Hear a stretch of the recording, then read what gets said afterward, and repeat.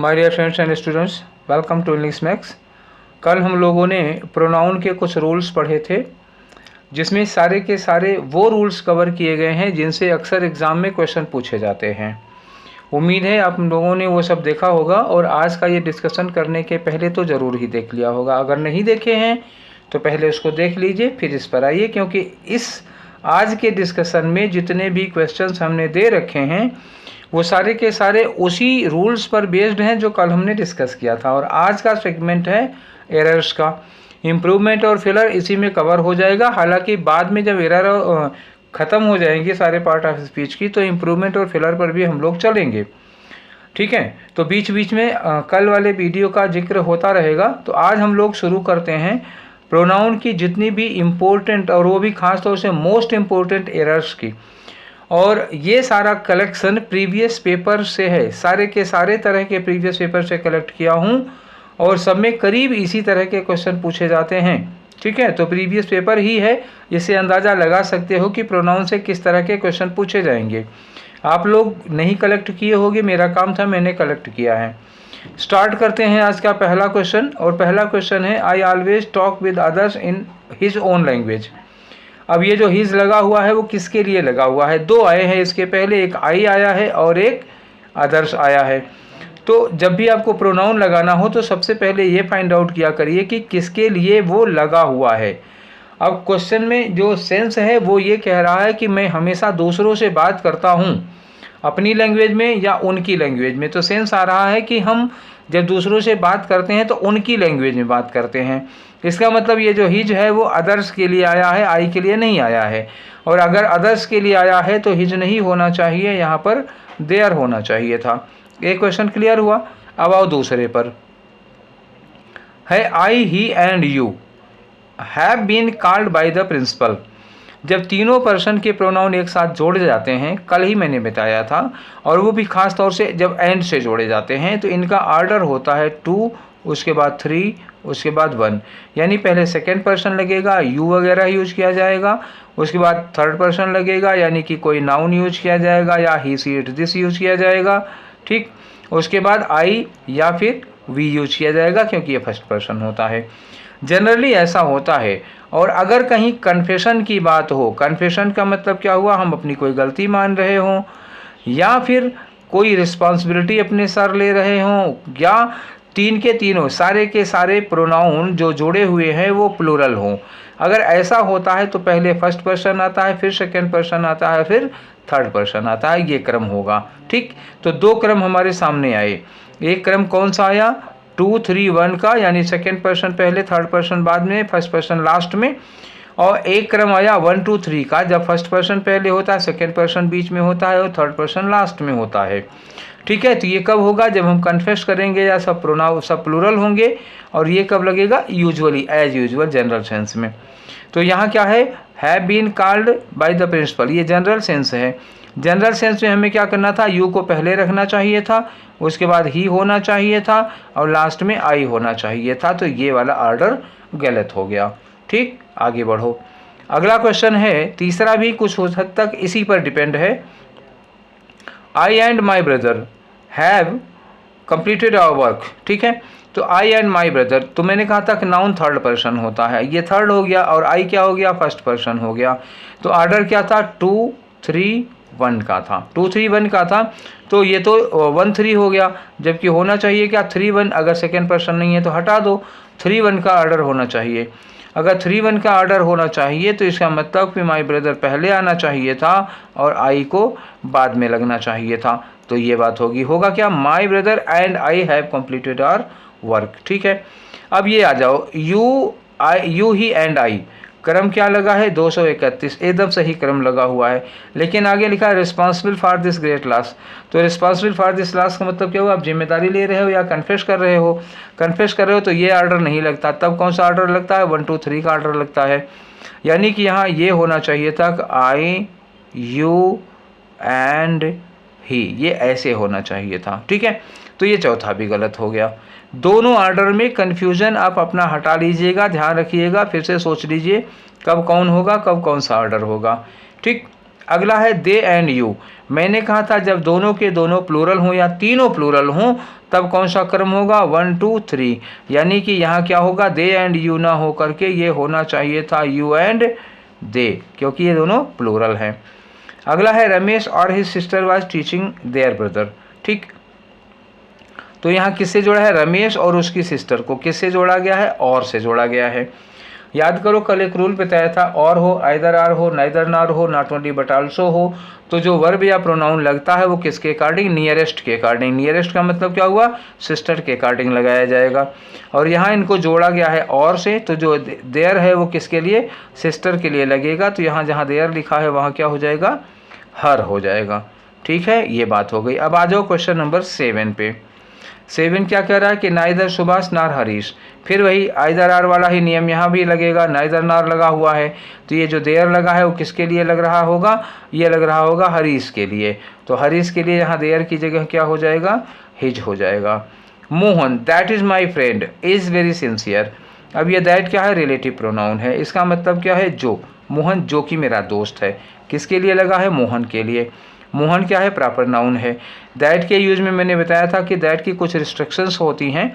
Proper noun के साथ या फिर वो रिश्ते जो दुनिया में इकलौते होते हैं जैसे माता पिता, पति पत्नी, इनके लिए आप दैट नहीं लगाओगे। इनके लिए क्या लगाओगे, ह्यूमन है तो हु लगाओगे, एनिमल है तो व्हिच लगाओगे। तो ये दैट का रिस्ट्रिक्शन था, मोहन या प्रॉपर नाउन के लिए दैट नहीं लगेगा। ठीक है, नेक्स्ट आगे बढ़ो। क्वेश्चन नंबर 9 क्या कह रहा है, there is close friendship between you and I. Between क्या है, प्रीपोजिशन है, तो प्रीपोजिशन के बाद जो भी लगाएंगे आप नाउन या प्रोनाउन ऑब्जेक्टिव केस में होगा। यू तो ऑब्जेक्टिव केस में है लेकिन आई ऑब्जेक्टिव केस में नहीं है, इसको मी होना पड़ेगा, बिटवीन यू एंड मी होगा। ठीक है, अब अगला आ जाओ, एवरीवन एक्सेप्ट ही। तो एक्सेप्ट क्या है, एक्सेप्ट एक प्रीपोजिशन है। प्रीपोजिशन के बाद हम क्या लगाएंगे, नॉमिनेटिव नहीं लगाएंगे, ऑब्जेक्टिव यूज करेंगे। एक्सेप्ट के बाद क्या लगेगा, हिम लगेगा। ठीक है, आगे आओ। अब ये रहा क्वेश्चन नंबर 11। क्या कह रहा है 11 में है कि it is the best pen which I had bought. ठीक है, अब ये पेन विच लगा ना, यहाँ से विच लगा, ये रिलेटिव हो गया। अब पेन इसका एंटीसीडेंट है लेकिन पेन के साथ क्या लगा हुआ है, बेस्ट लगा हुआ है। बेस्ट क्या है, सुपरलेटिव डिग्री है। दैट के स्पेशल यूज में पढ़ा था कि अगर एंटीसीडेंट के साथ सुपरलेटिव डिग्री लगी होगी तो हम विच नहीं लगाएंगे या हु नहीं लगाएंगे, तब क्या लगाएंगे, दैट लगाएंगे। ये है दैट का स्पेशल यूज। ठीक है, अगला क्वेश्चन देखो। अगले क्वेश्चन में क्या दिया है कि the lady and her dog, ये हो गया हमारा एंटीसीडेंट और ये लगा है हमारा विच। विच के पहले यानी कि रिलेटिव प्रोनाउन के पहले जो एंटीसीडेंट है उसमें एक लेडी, ये ह्यूमन बीइंग हो गया, और हर डॉग क्या है, एनिमल हो गया।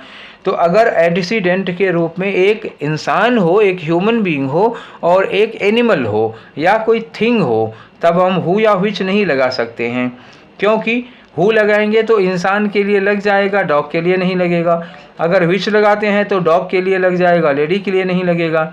और दैट लगाएंगे तो ये दोनों के लिए लग सकता है, इसलिए ऐसे समय में, ऐसी कंडीशन में दैट यूज किया जाता है, हु या व्हिच नहीं यूज किया जाता। अगला है क्वेश्चन आपका क्वेश्चन नंबर 13 में क्या है, आई नो राम्स हाउस। आगे लिखा हु इज़ फेमस लायर। अब हु इज़ फेमस लायर, कौन फेमस लायर है, उनका घर फेमस लायर है या राम फेमस लायर हैं। अगर राम है तो रिलेटिव क्लॉज जो है वो राम के साथ लगना चाहिए, और अगर हाउस है लायर तो फिर ठीक है ये, तो मतलब हाउस लायर नहीं है। इसलिए हमें क्या करना है कि हु इज़ फेमस लायर के पहले हमें किसी तरह यहाँ जहाँ हाउस लिखा है यहाँ राम लिखना पड़ेगा। अब ये लिखना होगा तो कैसे करोगे, तब करना होगा I know the house of Ram. Ram's house की जगह क्या कर दो, I know the house of Ram. अब राम के बगल में आराम से हु इज़ लगा सकते हो। ठीक है ना, ये हो गया, राम यहाँ लग गया लास्ट में और उनके साथ में हु लग गया, तब ठीक हो जाएगा ये। ठीक है, अब आ जाओ क्वेश्चन नंबर 14 में। दे हु ट्रेवल बाय बस शुड बी वेरी केयरफुल। तो ये हु लगा है, किसके लिए लगा है, दे के लिए लगा है। याद करो कल एक बात मैंने कही थी कि अगर दे या देम लिखा हो और इसके बाद कोई रिलेटिव प्रोनाउन लगाना हो तो दे देम नहीं लगता। दे देम कभी रिलेटिव प्रोनाउन का एंटीसीडेंट नहीं होता। ऐसे में क्या यूज किया जाता है, दोज यूज किया जाता है। तो आपका ये दे गलत है, वहाँ क्या लगेगा, दोज लगेगा। ठीक है, आ जाओ 15वें पर। ठीक, क्वेश्चन नंबर 15 में है the climate of Pune is better than Mumbai. देखो कंपैरिजन किस में हो रही है, पुणे और मुंबई में कंपैरिजन हो रही है? नहीं, पुणे नहीं, actually climate of Pune. Pune का क्लाइमेट मुंबई से बेहतर है। अब ये तो गलत हो जाएगा ना, क्योंकि पुणे का क्लाइमेट मुंबई के क्लाइमेट से बेहतर होगा। दोनों जगह क्लाइमेट आना चाहिए। एक शहर की दूसरे शहर से होती है, लेकिन एक शहर के क्लाइमेट की तुलना दूसरे शहर के क्लाइमेट से होगी। तो इस कंपैरिजन को बैलेंस करने के लिए यहाँ दैन के बाद हमें लगाना होगा द क्लाइमेट ऑफ मुंबई। तो द क्लाइमेट ऑफ मुंबई के बजाय हम द क्लाइमेट ना लिख के क्या करते हैं, दैन दैट ऑफ मुंबई। तो इस क्लाइमेट के बदले हम क्या लगा लिए, दैट लगा लिए। ठीक है, तो ये कंपैरिजन ठीक होगा, बैलेंस हो जाएगा। इसमें यही गलती थी, दैन मुंबई की जगह हमें लगाना होगा दैन दैट ऑफ मुंबई। ठीक है, अब अगला क्वेश्चन आ जाओ, क्वेश्चन नंबर 16 में they should avail of the every opportunity. और एक बात और रिफ्लेक्सिव प्रोनाउन में बोली थी कि अवेल के बाद हमेशा ऑफ लगता है और ऑफ के बाद हमेशा रिफ्लेक्सिव प्रोनाउन लगता है। ठीक है, ये अवेल की खासियत है कि अवेल के साथ रिफ्लेक्सिव प्रोनाउन जरूर लगेगा। ठीक, किसी सूरत में नहीं हट सकता वो। तो ये जो दे है, दे का रिफ्लेक्सिव हमें कहाँ लगाना होगा, ऑफ के बाद। तो यहाँ क्या हो जाएगा, देमसेल्व्स। ठीक है, ये अवेल के साथ स्पेशलिटी है। अब आ जाओ क्वेश्चन नंबर 17 में। 17 क्या कह रहा, वी एंजॉयड लास्ट संडे। ठीक, ये भी रिफ्लेक्सिव प्रोनाउन का है। तो एंजॉय जो है हमारी क्या है, ट्रांजिटिव वर्ब है। और ट्रांजिटिव वर्ब क्या होती है, जिसके साथ ऑब्जेक्ट जरूर लगा होता है। ट्रांजिटिव वर्ब हो और ऑब्जेक्ट ना हो तो सेंटेंस गलत हो जाएगा। ऐसे भी ठीक करने के लिए क्या करते हैं कि ट्रांजिटिव वर्ब के बाद अगर ऑब्जेक्ट नहीं है तो उसकी भरपाई करने के लिए हम लोग रिफ्लेक्सिव प्रोनाउन यूज करते हैं। ठीक है, तो वी एंजॉयड लास्ट संडे जहाँ लिखा है वहाँ हो जाएगा वी एंजॉयड आवरसेल्व्स। यहाँ पर एक चीज़ और बढ़ा दो, आवरसेल्व्स, फिर ये सेंटेंस सही हो जाएगा। तो ये गलत था। Each of the players must play in their turn. अब ये देयर किसके लिए लगा हुआ है, ये देयर किसके लिए लगा है, ईच के लिए लगा हुआ है। समझ गए, ये प्लेयर्स के लिए नहीं लगा हुआ है। कल एक बात बोली थी कि अगर किसी भी प्लूरल नाउन के पहले ईच, एवरी, आइदर, नाइदर ये सब लगाओ। एवरी तो खैर प्लूरल नाउन के पहले लगेगा नहीं। Each of, any of, one of, none of, ऐसे कुछ लगा होता है, तब क्या करते हैं, तब ये जो देयर लगा है ये सिंगुलर हो जाएगा। या ईच, एवरी, आइदर, नाइदर ही लगा हुआ है सीधे, तभी सिंगुलर हो जाएगा। याद रखना, ईच जो है ना वो छुआछूत की बीमारी है, ये सिंगुलर कर देती है।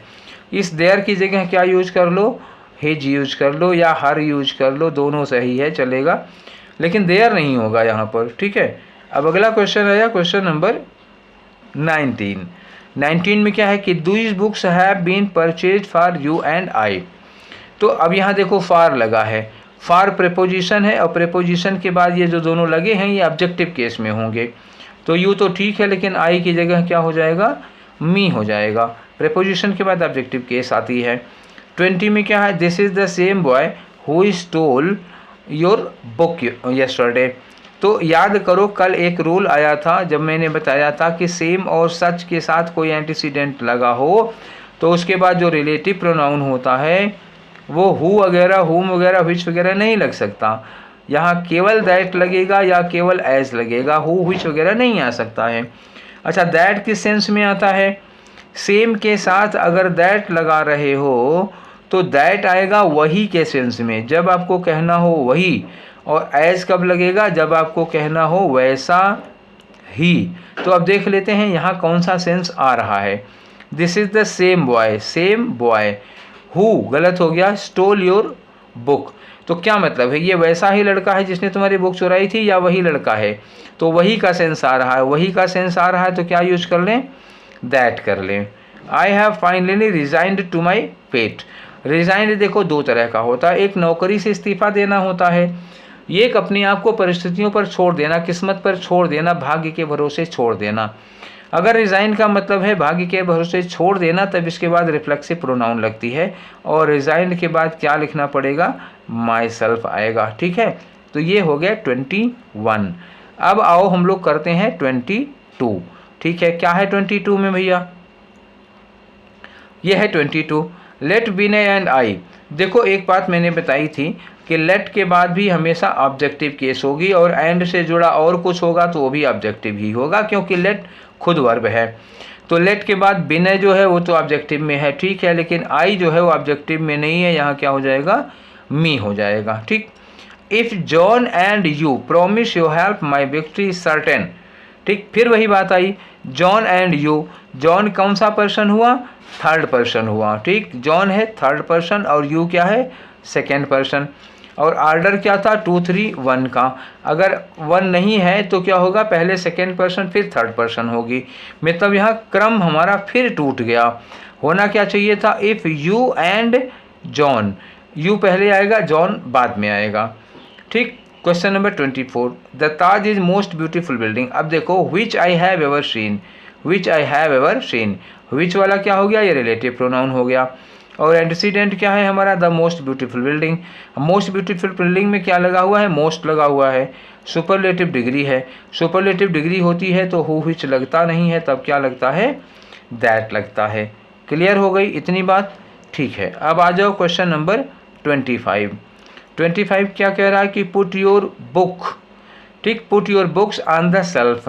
एक बात हो गई, we put your books on the shelf. अब आगे लिखा है while they put their on the table, हम अपनी बुक्स को सेल्फ पर रखते हैं, वो अपनी टेबल पर रखते हैं। तो ये जो देयर है वो क्या है, ये पजेसिव एडजेक्टिव है, और जबकि पजेसिव एडजेक्टिव बिना नाउन के नहीं लगती। तो या तो यहाँ पर जहाँ पे देयर लिखा है, देयर के साथ बुक्स लिखो, देयर बुक्स। अच्छा, एक बार बुक्स आ चुका है तो दोबारा लिखने की ज़रूरत नहीं है। या देयर बुक्स नहीं लिख सकते हो तो फिर क्या करो, इस देयर में एस लगा दो, देयर्स कर दो, तो ठीक हो जाएगा। तो ये जो देयर है ये गलत है, इसकी जगह पर क्या कर दो, देयर का देयर्स कर दो, ठीक हो गया, ठीक। आगे आओ, अगला क्वेश्चन है हमारा 26। My friend who his father sent to an engineering college could not get a degree. मेरा दोस्त जिसको उसके पापा ने इंजीनियरिंग कॉलेज भेजा था वो डिग्री नहीं पा सका, 5-6 साल पढ़ता रहा। खैर ठीक है, वो जाने उसका काम जाने, हमें ये सेंटेंस ठीक करना है। तो हमें सारी की सारी वर्ब और सब्जेक्ट मैच कर लो पहले। हिज फादर की वर्ब कौन है, सेंट है, ये सब्जेक्ट है, ये वर्ब है। अब इधर कोई वर्ब नहीं है, ठीक है। एक वर्ब यहाँ है, could not gate. Could not gate का सब्जेक्ट कौन होगा, कुड नॉट गेट का सब्जेक्ट होगा माई फ्रेंड। माई फ्रेंड नहीं डिग्री पा सका ना, तो दोनों वर्ब का 2 सब्जेक्ट मिल गया। अब हु किस लिए लगा हुआ है, जब इसकी कोई वर्ब नहीं है तो ये सब्जेक्ट कहाँ से होगा, इसका मतलब ये हु नहीं होगा, फिर ये क्या होगा, हुम होना चाहिए, यहाँ हु की ज़रूरत नहीं है, ठीक है। अब आगे आ जाओ क्वेश्चन नंबर 27 पर। क्या कह रहे हैं क्वेश्चन 27 में, the child wanted to buy everything what he saw in the fair. अच्छा, एक चीज़ पढ़ा होगा ना कि व्हाट के साथ एंटीसीडेंट नहीं लगता, याद करो कल की बात, व्हाट के साथ कोई एंटीसीडेंट नहीं लगता। ये होता the child wanted to buy what he saw in the fair, मेले में जो देखा वो खरीदने का मन था। अब अगर एवरीथिंग लग ही गया है तो फिर व्हाट गलत हो गया, और चूंकि एवरीथिंग इंडेफिनिट प्रोनाउन है इसलिए इसके साथ क्या लगेगा, दैट। ये दैट की स्पेशलिटी होती है कि अगर एंटीसीडेंट कोई इंडेफिनिट प्रोनाउन है तो उसके लिए दैट ही लगाएंगे। अब आगे आ जाओ, Seema who studies in your class, she is my sister, ठीक है। तो फिर अब हु लगा है, 2 वर्ब 3 सब्जेक्ट हैं, देखना हमेशा इसको ऐसे दिखाओ, स्टडीज वर्ब है, हु इसका सब्जेक्ट है, तो इनका पेयर ये हो गया। और इज का सब्जेक्ट कौन है, इज का सब्जेक्ट है सीमा, ये लग गए दोनों सब्जेक्ट वर्ब। तो ये सी यहाँ क्या कर रहा है, ये सुपरफ्लुअस फालतू है, ये सी को काटना पड़ेगा, इसकी ज़रूरत यहाँ नहीं थी, ठीक। ये बात हमने सुपरफ्लुअस में पढ़ाई थी 2 days ago, 2 दिन पहले की बात है। I met an old man, मैं एक बूढ़े आदमी से मिला, and he was very intelligent. अब यहाँ एंड के बाद दूसरा वाक्य जोड़ रहा, ही वॉज वेरी इंटेलिजेंट, इसमें कोई एरर नहीं है, ये सेंटेंस एकदम से ठीक है, ठीक। अगला क्वेश्चन है हमारा 30। They killed the dog whom you had bought from neighboring village, ठीक।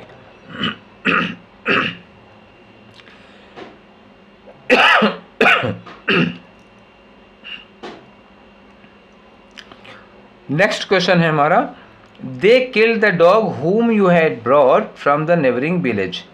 अब ये देखो whom किसके लिए लगा है, whom लगा है इस डॉग के लिए, और डॉग एनिमल है। whom एनिमल के लिए लगता नहीं है, क्या लगता है, एनिमल के लिए या तो विच लगा दो या फिर दैट लगा लो, ये दोनों सही हैं, वहाँ हुम नहीं लग सकता। अब आओ क्वेश्चन नंबर 31 पे। 31 में क्या लिखा है कि we could not understand which you told us yesterday.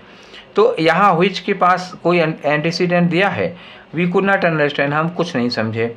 अब क्या आगे लिखा हो, दिखा ही नहीं है। इन अंडरस्टैंड वर्ब है, वर्ब के बाद सीधे क्या आ गया, रिलेटिव प्रोनाउन आ गया।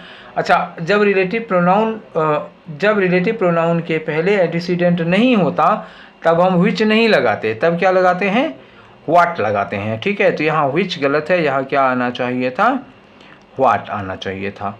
अब अगला आ जाओ, you can take any book which you like.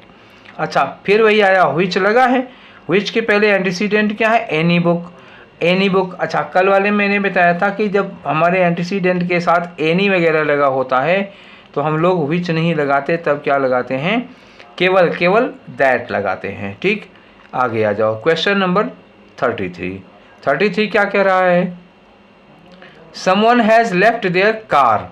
अब someone has left their car, अब ये देयर कार किसके लिए लगा है, समवन के लिए, किसी ने अपनी कार छोड़ दी। समवन इंडेफिनिट प्रोनाउन है, ये सिंगुलर होता है, इसके साथ देयर नहीं आना चाहिए, क्या आना चाहिए था, हिज आना चाहिए था, क्योंकि समवन सिंगुलर के लिए लगता है। ठीक, अगली बात आ जाओ, क्वेश्चन नंबर 34 पे। सी हेट्स एवरीबडी एंड एवरीथिंग, ये दोनों इंडेफिनिट प्रोनाउन है। आगे लिखा है विच रिमाइंड्स, विच किसके लिए लगा है, एवरीवन और एवरीथिंग के लिए लगा हुआ है। एक बार फिर मिटा देता हूँ। अब देखो, विच रिलेटिव प्रोनाउन है, लगा किसके लिए, एवरीवन और एवरीथिंग के लिए। दो लिहाज से गलत है, एवरीबडी पर्सन के लिए लगता है और एवरीथिंग ये थिंग हो गई, तब भी हम विच नहीं लगा सकते हैं।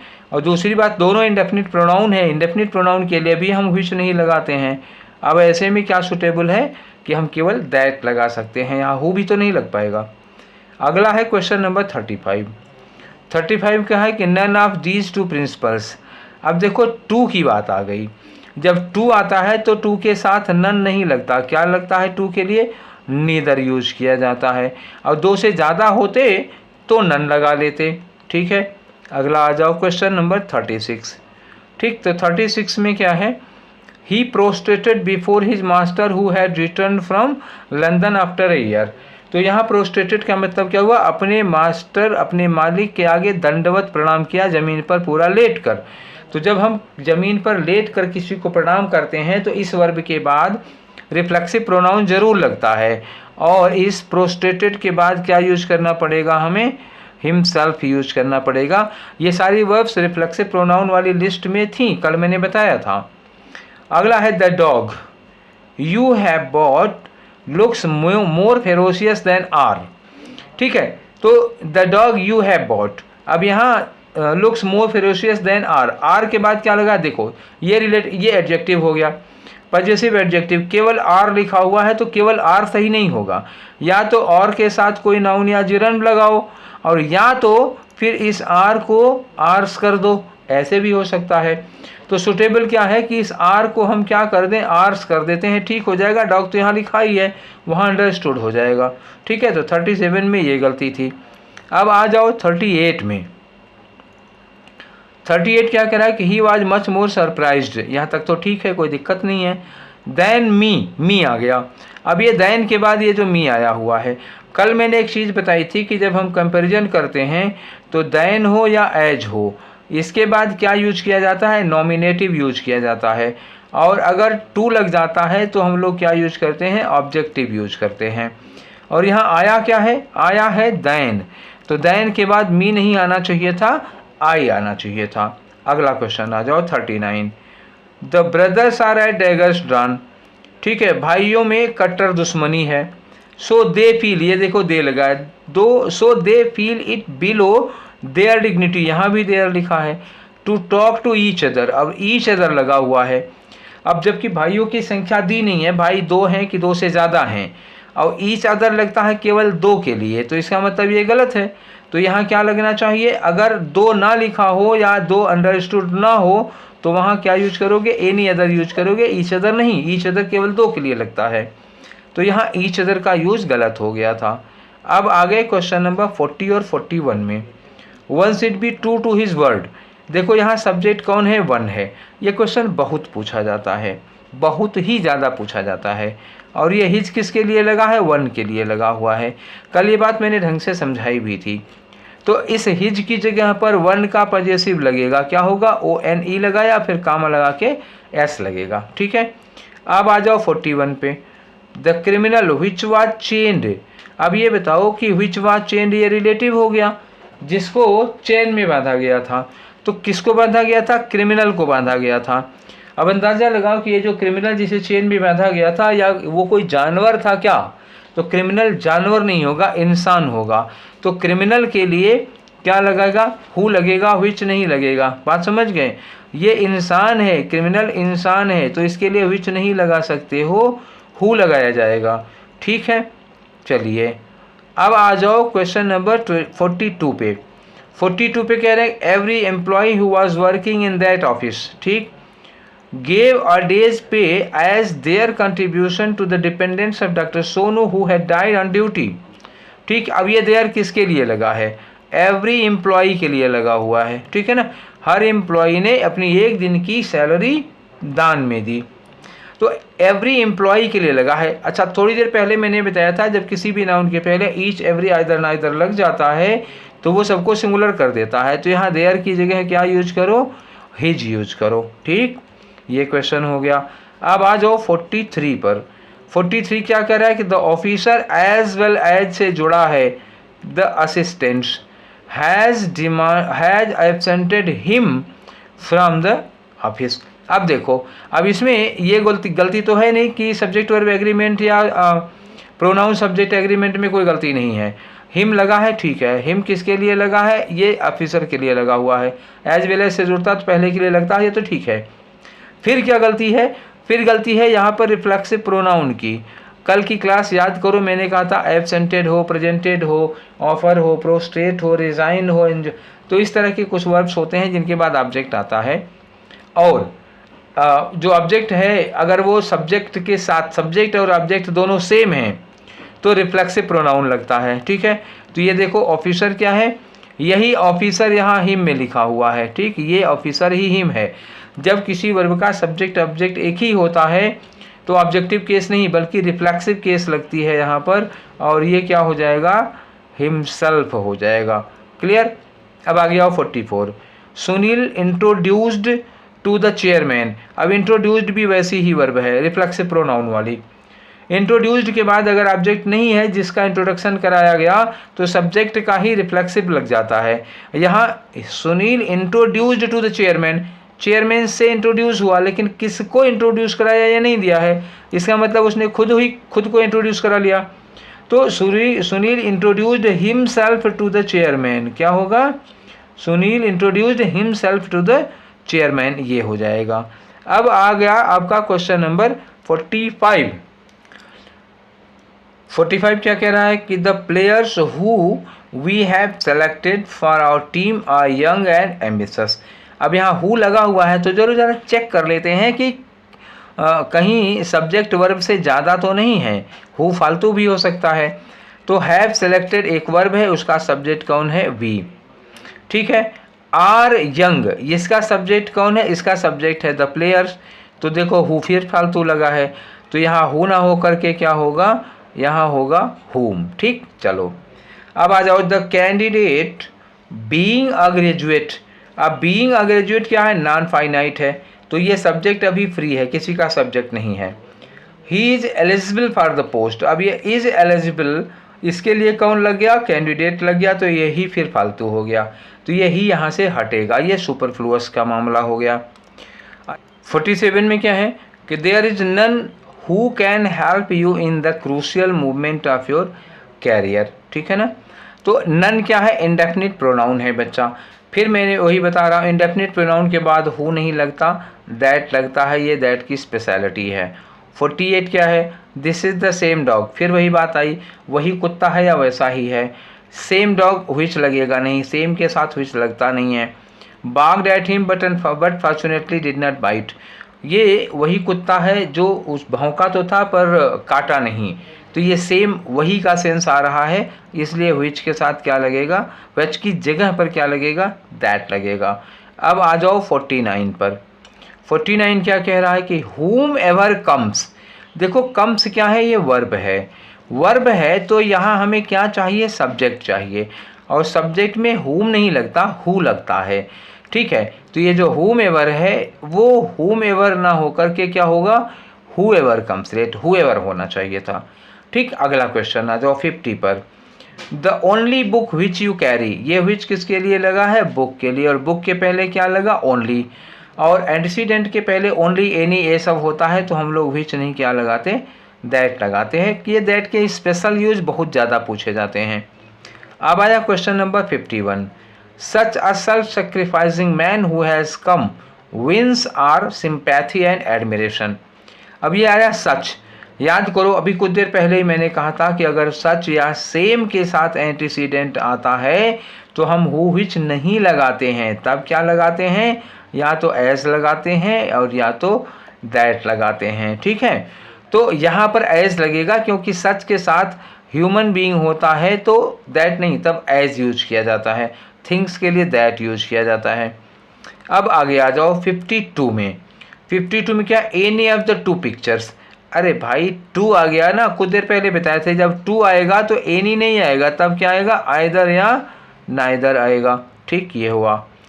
एवरी ऑफ द 5 चिल्ड्रन, देखो एवरी में ऑफ नहीं लगता। एक बात बताएं आप लोगों को कि ईच के साथ लगा सकते हो, ईच, एनी, आइदर, नाइदर के साथ ऑफ लगता है, लेकिन एवरी के साथ ऑफ नहीं लगता क्योंकि एवरी जो है ना वो केवल एडजेक्टिव है, प्रोनाउन नहीं है। अब इसको सही करने के लिए आप करोगे क्या, या तो करो इसे एवरी वन ऑफ, ठीक है, या एवरी की जगह पे क्या कर दो, ईच ऑफ कर दो। एवरी ऑफ तो बिल्कुल नहीं होगा, ये एवरी गलत हो गया। अब आ जाओ क्वेश्चन नंबर 54 में। 54 क्या करा कि you and my self will enjoy. Will enjoy क्या है, वर्ब है। यू एंड माई सेल्फ क्या हो गया, सब्जेक्ट है। और मैंने कहा था माई सेल्फ यानी रिफ्लेक्सिव प्रोनाउन कभी सब्जेक्ट नहीं हो सकता, तो यहाँ क्या होना चाहिए था, यू एंड आई। क्या होगा, यू एंड माई सेल्फ में माई सेल्फ की जगह क्या होगा, आई, क्योंकि ये सब्जेक्ट है ना, एंड से जुड़े ये दोनों सब्जेक्ट हैं। आगे लिखा all the furniture was sent to Patna which he had bought in Chennai. अब विच ही है, जो उसने चेन्नई में खरीदा था, तो क्या खरीदा था चेन्नई में, फर्नीचर या पटना, तो खरीदा क्या था, फर्नीचर, पटना तो नहीं खरीदा था। तो ये पटना के बगल में अगर सेंटेंस लगाओगे तो गलत हो जाएगा, ये एक्चुअली कहाँ लगना चाहिए, फर्नीचर के साथ में लगना चाहिए। तो सेंटेंस में गलती क्या है कि ये जो लिखा है ना व्हिच ही हैड बॉट इन पटना, ये एक्चुअली कहाँ लगना चाहिए था, फर्नीचर के साथ यूज होना चाहिए था यहाँ पर। ठीक है, तो इसकी प्लेस गलत हो गई। तो रिलेटिव प्रोनाउन या जो रिलेटिव क्लॉज होता है वो वहीं यूज किया जाता है जिसकी विशेषता बताता है, दूर कर दोगे तो मीनिंग गलत हो जाएगी। अब अगला क्वेश्चन देखो, यू से it's your problem but I से इट्स माइन। ठीक है, तो इट्स में यहाँ इट इज़ का मतलब है ना, तो ये देखो दो तरह का इट्स होता है, एक ये वाला इट्स होता है और एक ये वाला इट्स होता है, ऐसे होता है। तो ये वाला जो इट्स है वो पजेसिव है और ये वाला जो इट्स है वो क्या है, ये है इट इज, ये बात कल मैंने बताई थी। तो यू से इट्स, ये जो इट्स लिखा है वो क्या हुआ, it is your problem, but I से इट्स माइन, बट मैं कहता हूँ कि इट इज़ माई प्रॉब्लम। तो दोनों ठीक हैं, दोनों इट्स सही हैं, इसमें इट्स की गलती नहीं है। अगर इसमें ऐसे लिख देता इट्स माइन तो ये गलत हो जाता। ठीक है, चलो अगला क्वेश्चन देखो, the article published in this magazine are better than that magazine. अब देखो गलती तो हो गई, article published in this magazine, तो कंपेयर किससे कर रहे हो, मैगजीन में कंपेयर कर रहे हो या आर्टिकल्स में कंपेयर हो रहा है, तो हो रहा है कंपेरिजन। ये नहीं कह रहे हैं कि इस मैगजीन के आर्टिकल्स इस मैगजीन से अच्छे हैं, बल्कि कहना है कि इस मैगजीन के आर्टिकल्स उस मैगजीन के आर्टिकल्स से अच्छे हैं, तो दोनों में आर्टिकल्स यूज करना पड़ेगा। तो बेटर देन, यहाँ जो बेटर लिखा है तो इस बेटर के बाद क्या होगा, ये सब कटेगा, तो ये हो जाएगा बेटर देन। अब आर्टिकल्स के लिए क्या लिखना होगा, बेटर देन दोज ऑफ, फिर ये जो दैट लगा था यहाँ better than those of that magazine. ठीक है, ये ऐसे बनेगा पूरा सेंटेंस, क्लियर हुई। ठीक है, तो ये 57 हो गया। अब ये रहा आपका क्वेश्चन 58 और 59। ठीक है, 58 में क्या, he is one of those who would much rather sacrifice his life than turn this land to country. वो उनमें से एक है जो देश के लिए अपनी जान दे सकते हैं।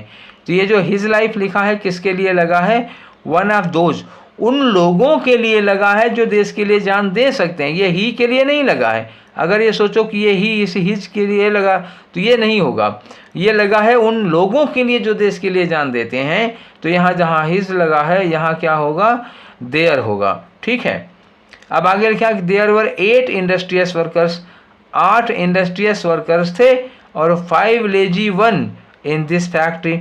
वहाँ पे 8 मेहनती थे और यहाँ 5 आलसी थे। तो अब ये 5 लिख दिए हो ना, 5 लिख दिए हो तो 1 नहीं होगा, 5 लेजी। अब 1 किसके लिए लगा है, वर्कर के लिए लगा है ना, तो ये वर्कर्स होता। जब यहाँ 5 लेजी के बाद लिखते हैं तो क्या लिखते हैं, 5 लेजी वर्कर्स। तो वर्कर्स के बदले में 1 लगाओगे तो 5 लेजी वंस होगा। ठीक है, और कामा लगा के नहीं, दोनों वंस में अंतर होता है। एक ये वाला वंस होता है एक बार ये 1 कामा लगा के होता है, ये पजेसिव है। और एक ये वंस क्या होता है, ये प्लूरल नाउन का सब्सटीट्यूट है। तो यहाँ पर ये वंस यही वाला लगेगा। ठीक है, वर्कर्स के बदले में आ रहा है ना, इसलिए। अब आ जाओ क्वेश्चन नंबर 60, माई फ्रेंड। अब आगे लगा being a good singer, being a good singer non finite है तो माई फ्रेंड अभी फ्री है।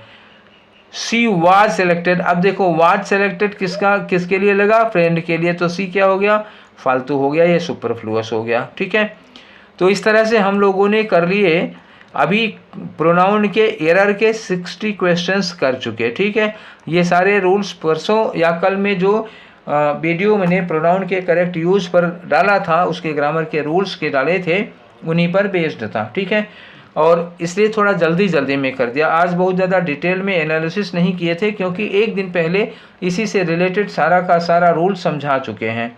ठीक है, तो ये सेशन यहीं पर वाइंड अप करते हैं। कैसा लगा ये हमको इन्फॉर्म करिएगा, जिसकी इच्छा हो, मन हो। अब तो ये कहना मैं छोड़ ही दे रहा हूँ। ठीक है, तो सेशन कैसा लगा ये ज़रूर बताइएगा, ऐसी मुझे एक्सपेक्टेशन है। फिर अच्छा लगा तो इसी तरह का फिर और कोई सेशन बनाएंगे, या आपको किसी टॉपिक पर स्पेशली चाहिए तो वो हमको इन्फॉर्म करिए, बता दीजिए। ठीक है, तो अगले सेशन में मिलेंगे किसी और टॉपिक के साथ। Till then take care, thank you.